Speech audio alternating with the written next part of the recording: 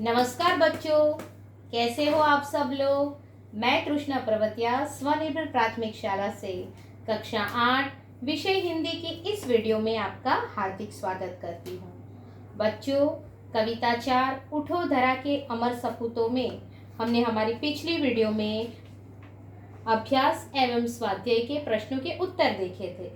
आज हम हमारी इस वीडियो में कविता 4 की भाषा सज्जता में जो व्याकरण दिया गया है उसे देखेंगे और समझेंगे। तो चलो बच्चों, हम हमारे अभ्यास की ओर आगे बढ़ते हैं। कविता 4 उठो धरा के अमर सपूतों। बच्चों, कविता में हमने हमारी पिछली वीडियो में अभ्यास और स्वाध्याय के प्रश्नों के उत्तर को देखा था, समझा था। बराबर है। आशा रखती हूँ कि आपने अपनी नोटबुक में अच्छे से प्रश्नों के उत्तर उतार लिए होंगे। आज हम हमारी इस कविता के भाषा सज्जता की ओर आगे बढ़ते हैं। भाषा सज्जता में आपको व्याकरण दिया गया है संज्ञा। बच्चों, छठी और 7वीं कक्षा में आप संज्ञा और संज्ञा के प्रकार सीख ही चुके होंगे। यहाँ आपको प्रश्न दिया गया है कि निम्नलिखित वाक्यों में से संज्ञा ढूंढकर उसका भेद बताइए। बराबर। लेकिन फिर भी आज हम एक बार वापस संज्ञा किसे कहते हैं और संज्ञा के प्रकार को एक बार फिर से अच्छे से समझ लेते हैं। उसके बाद इस प्रश्न की ओर आगे बढ़ेंगे। तो चलो बच्चों, एक बार फिर से संज्ञा को समझ लेते हैं और संज्ञा को याद कर लेते हैं। प्राणी, वस्तु, स्थान, भाव, गुण या दशा का नाम बताने वाले शब्द को संज्ञा कहते हैं। बराबर है बच्चों। जैसे कुत्ता, घी, अहमदाबाद, दया, गरीबी। बराबर। अब संज्ञा के प्रकार को तो देखा हमने। संज्ञा के कितने प्रकार होते हैं? 5 प्रकार है। बराबर। तो पहला प्रकार हम देखते हैं बच्चों। पहला प्रकार है जातिवाचक संज्ञा। तो किसी प्राणी या पदार्थ की पूरी जाति को सूचित करने वाले शब्द को जातिवाचक संज्ञा कहते हैं। बराबर है ना बच्चों। जैसे कि मनुष्य, गाय, बिल्ली, नदी, पहाड़, गांव, पेड़, पुस्तक। बराबर। यानी किसी प्राणी या पदार्थ की पूरी जाति को सूचित करने वाले शब्दों को क्या कहेंगे हम बच्चों? जातिवाचक संज्ञा। वैसे ही उसका दूसरा प्रकार है व्यक्तिवाचक संज्ञा। किसी विशेष व्यक्ति, प्राणी, पदार्थ या स्थान का नाम सूचित करने वाले शब्द को व्यक्तिवाचक संज्ञा कहते हैं। बराबर। किसी विशेष व्यक्ति, प्राणी, पदार्थ या स्थान का नाम सूचित करने वाले शब्द को व्यक्तिवाचक संज्ञा कहते हैं। बच्चों, जैसे विपुल, अनिल, महाभारत, नर्मदा, हिमालय, विरमगाम। बराबर। ये सभी नाम किसी व्यक्ति के या किसी प्राणी के या किसी पदार्थ या किसी स्थान को सूचित करने वाले शब्द है, इसलिए यह सभी व्यक्तिवाचक संज्ञा कहलाते हैं। वैसे ही हम संज्ञा के तीसरे प्रकार को देखते हैं, भाववाचक संज्ञा। भाव, अवस्था, गुण। बराबर। भाव, अवस्था, गुण या दशा सूचित करने वाले शब्द को भाववाचक संज्ञा कहते हैं। अब जो भाव, अवस्था, गुण या दशा सूचित करने वाले शब्द, तो कौन से शब्द वो है? तो जैसे खुशी। बराबर। खुशी का भाव हो, सुख का भाव हो, दुख का भाव हो या फिर बुढ़ापा हो। बराबर। साहस, बीमारी, गरीबी। बराबर। तो ये ऐसे शब्द जब आते हैं तो वह भाववाचक संज्ञा कहलाते हैं। वैसे ही हमारा चौथा है समूहवाचक संज्ञा। मनुष्यों, प्राणियों तथा वस्तुओं के। बराबर। मनुष्य, प्राणियों तथा वस्तुओं के समूह को सूचित करने वाले शब्द को समूहवाचक संज्ञा कहते हैं। जैसे सेना, भीड़। बराबर। सेना, भीड़, झुंड, गुच्छा, लश्कर। बराबर। यह सब समूहवाचक संज्ञा कहलाते हैं। और पांचवा हमारा है द्रव्यवाचक संज्ञा। बराबर। धातु, खाने पीने की वस्तु, वस्त्राभूषण को सूचित करने वाले शब्द को द्रव्यवाचक संज्ञा कहते हैं। बराबर।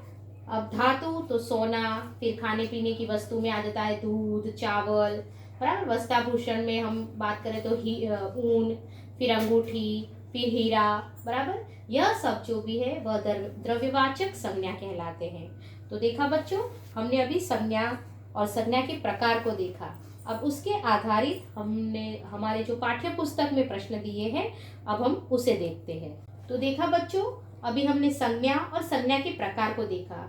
अब उसके आधारित हम हमारा ये जो कविता है उसमें जो भाषा सज्जता में जो प्रश्न दिए हैं पेज नंबर 26 पर, उसे देखते हैं।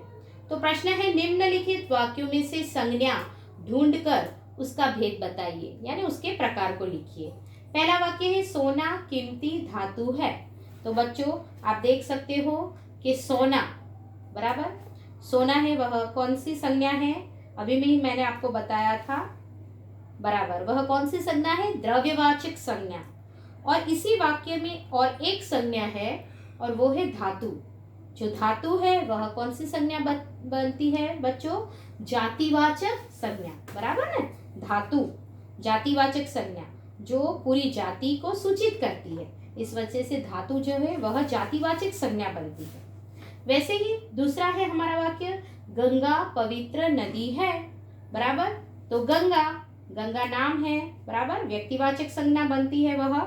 और नदी, नदी जो है वह क्या बनती है? हाँ, आप बराबर याद करके बोलो कि नदी जो है वह जातिवाचक संज्ञा बनती है, बराबर, पूरी जाति का जो बोध कराती है। वैसे ही तीसरा वाक्य है, उमंग दौड़ रहा है, बराबर। तो यहाँ उमंग, उमंग क्या है? व्यक्ति का नाम बता रहा है, इसलिए यह बनेगी व्यक्तिवाचक संज्ञा, बराबर। फिर दल जा रहा है, तो जो दल शब्द है वो समूह का बोध करवाते हैं, बराबर ने, पूरा दल यानी समूह। तो ये क्या बनेगा? दल शब्द समूहवाचक संज्ञा बनेगा। ठीक है बच्चों, अब आगे बढ़ते हैं। राजेश भय के कारण जंगल में नहीं गया, बराबर। राजेश भय के कारण जंगल में नहीं गया। बच्चों अगर आप इस पूरे वाक्य को देखोगे तो इस वाक्य में लगभग 3 संज्ञा है। पहला तो हम देखते हैं तो राजेश, बराबर, राजेश जो है वह क्या बनता है? व्यक्तिवाचक संज्ञा, ठीक है। फिर और एक शब्द है भय, भय क्या बनता है? भाववाचक संज्ञा, बराबर। मैंने बताया था कि भाव, अवस्था, गुण, बराबर, उसे सूचित करने वाले शब्द को भाववाचक संज्ञा कहते हैं। तो यहाँ भय का भाव उत्पन्न कर रहा है, इसलिए यह बनेगा भाववाचक संज्ञा। और एक और संज्ञा बनेगी, वो है जंगल, जंगल जातिवाचक संज्ञा, बराबर है। जंगल जो है मैंने बताया था कि किसी प्राणी या पदार्थ की पूरी जाति को सूचित करता है, तो वह क्या कहलाता है? जातिवाचक संज्ञा। तो जंगल क्या बनेगा? जातिवाचक संज्ञा, बराबर बच्चों। इस तरह आपको यह प्रश्न उतारने हैं नोट में और उसके सामने संज्ञा और उसके भेद लिखने हैं। अब हम आगे बढ़ते हैं बच्चों। आगे हमारा प्रश्न है, निम्नलिखित विधान पढ़िए और समझिए। निम्नलिखित विधान पढ़िए और समझिए। हमें यहाँ केवल अभी पढ़ना ही है। जैसे जयेश ने कीर्ति को साड़ी दी, बराबर, और उसके सामने बिल्कुल वही वाक्य है, जयेश ने कीर्ति को साड़ियां दी, बराबर। साड़ियां क्या बन गया बच्चों? बहुवचन बन गया। वैसे ही बगीचे में एक लड़का है, तो सामने है बगीचे में कई लड़के हैं, बराबर। लड़के क्या हो गया? बहुवचन बन गया बच्चों।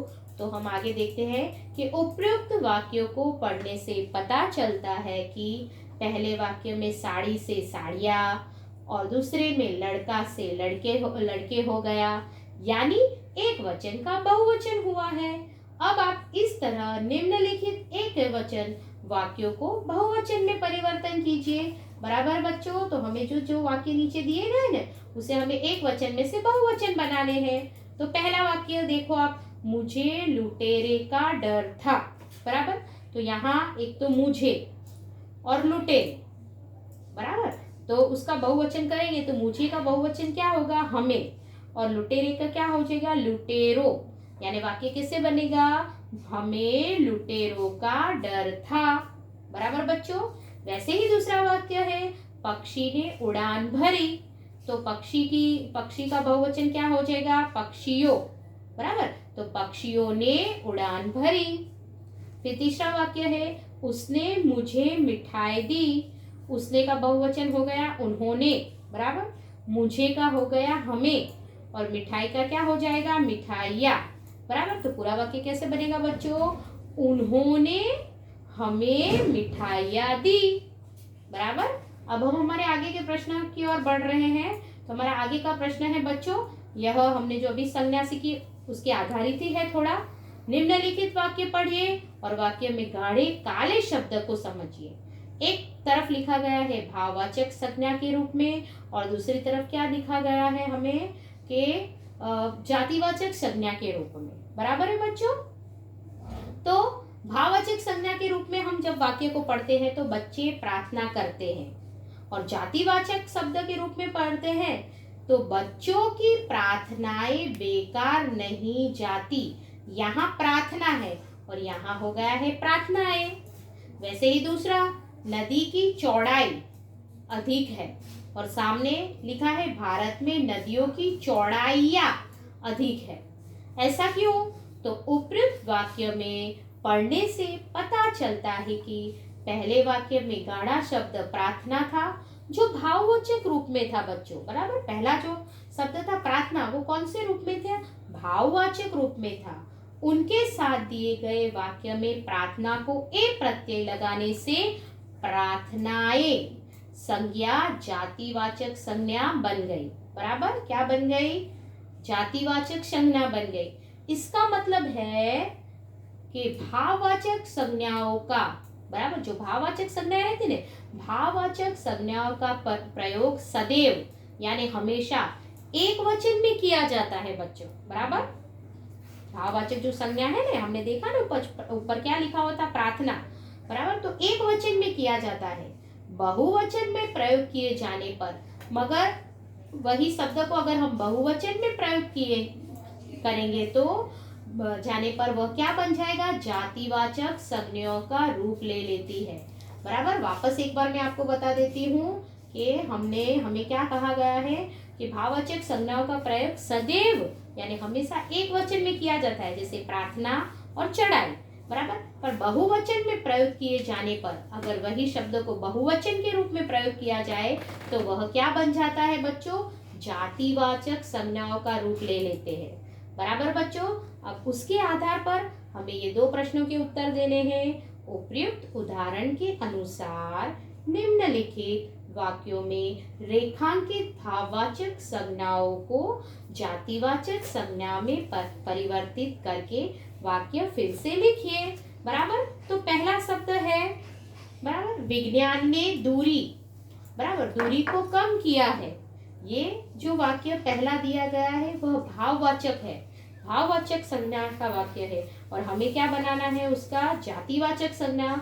तो हमने अभी ऊपर ही देखा कि भाववाचक संज्ञा बच्चों हमारा पहला ही वाक्य है विज्ञान ने दूरी को कम किया है, बराबर। हमें इस वाक्य यह भाववाचक संज्ञाओं का जो वाक्य है उसे हमें जातिवाचक संज्ञा में परिवर्तित करना है। तो हमने पहले ही देखा यानी हमने ऊपर देखा कि भाववाचक संज्ञाओं का प्रयोग सदैव एक वचन में होता है और बहुवचन में प्रयोग करे जाने पर वह जातिवाचक संज्ञाओं का रूप ले लेती है, बराबर। तो विज्ञान ने दूरी को कम किया है तो यह हो गया भाववाचक मगर एक वचन है। तो हमें दूरी शब्द जो है उसका क्या हो जाएगा, बहुवचन हो जाएगा। तो क्या बनेगा, दूरी शब्द का बहुवचन क्या होता है बच्चों, दूरियां, बराबर। तो पूरा वाक्य कैसे बनेगा, विज्ञान ने दूरियां कम की है, बराबर। इस तरह से वाक्य बनेगा। फिर वैसे ही दूसरा वाक्य है नदी की लंबाई अधिक है। तो लंबाई वह एक वचन शब्द है, बराबर। और जब हमें जातिवाचक संज्ञा में इसे परिवर्तित करना है तो लंबाई का हमें बहुवचन रखना पड़ेगा। तो लंबाई का बहुवचन क्या हो जाएगा, लंबाइया।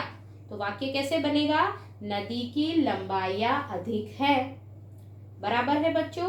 तो इस तरह से हमने हमारे आज जो कविता है उसके भाषा सचता में जो व्याकरण दिया था उस प्रश्न के उत्तर को समझा, बराबर है।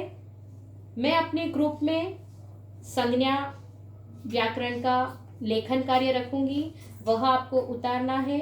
साथ में ये सभी प्रश्नों के उत्तर भी आपको लिखने हैं। और आप जानते हुए हो कि जैसे ही पाठ या कविता यानी गद्य विभाग हो या पद्य विभाग हो वह पूर्ण होता है, उसके बाद हम पूरे पाठ की तैयारियां करते हैं और टेस्ट देते हैं। तो अब हमारी अगली वीडियो में आपको इस कविता की टेस्ट देनी पड़ेगी। तो इसलिए आपको यह पूरी कविता में मैंने जो कुछ भी आपको लिखाया है, कविता का भावार्थ, साथ में आपको कविता भी तैयार करनी होगी, अभ्यास के प्रश्न, स्वाध्याय के प्रश्न, और जो कुछ भी मैंने आपको व्याकरण सिखाया है वह भी तैयार करना होगा। और अपनी नोटबुक में अच्छे से सभी प्रश्न के उत्तर लिखने होंगे। तो अब हम हमारी अगली वीडियो में बच्चों मिलेंगे। तो आना बच्चों।